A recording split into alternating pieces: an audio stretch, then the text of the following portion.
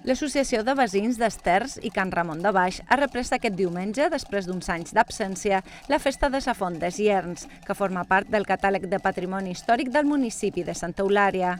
La recuperació de la festa coincideix també amb la presentació pública de la restauració de l'entorn de la font, amb intervencions per rehabilitar l'aqüeducte, fer parets i adequar el camí, entre altres coses. Fa 4 anys que no l'havíem fet, des del Covid, entonces enguany ens hem fet l'accés a la font aquí empedrat, ens hem fet una petita cera a la carretera i ja que ho han fet això l'Ajuntament i Consell, hem volgut inaugurar-ho. Una font que diuen que és dels temps andalusí, del segle X, i que tenim constància escrita de 1637. Són tradicions, són arrels, són respecte a lo que era totes les sequis i tot el que era la conducció de l'aigua per poder regar les feixes, i l'únic que ens queda, que ho diem tothom, és que ploga. Ara cal desitjar que després d'aquest estiu plogui el suficient per tornar a recuperar l'aigua i que brolli per aquí.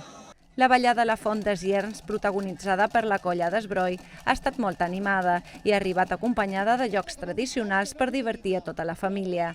Els veïns estaven molt satisfets amb com ha quedat la restauració. M'apareix una passada, preciós. Hi ha que conservar-ho i que visqui, que mai s'apagui la flama. Ve gent d'altres colles, d'altres parts de Silla, i això és el polit, la veritat. És el que més m'agrada. Com a curiositat, s'ha de dir que el nom de la Font des Llerns ve del nom Isern, que a Eivissa es sol dir així, Iern. Tal com ha dit l'alcaldessa Carmen Ferrer, l'origen d'aquest sistema hidràulic s'ha fixat a l'època andalusina i probablement sigui del segle X. Les intervencions que s'han fet els darrers anys a l'entorn de la font per recuperar-la han suposat una inversió de 215.000 euros, IVA inclòs.